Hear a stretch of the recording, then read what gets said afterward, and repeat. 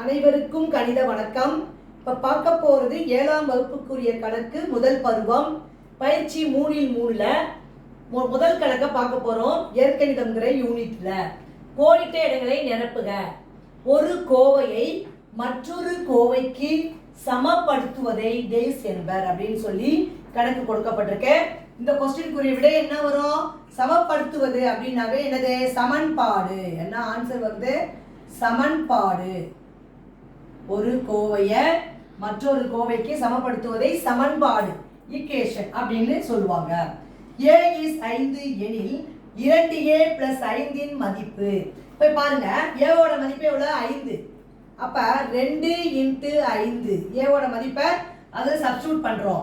Plus 5 2 5 எவ்வளவு? 10. 10 plus 5 கூட்டினால் வரக்கூடிய விடை 15. அப்ப இந்த கணக்குரிய விடை என்னது? 15. அடுத்த क्वेश्चन பாருங்க. மாறி x இன் 2 மடங்கு மற்றும் 4 மடங்கின் கூடுதல். அதாவது மடங்குனா என்ன செய்யணும்? பெருக்கணும்.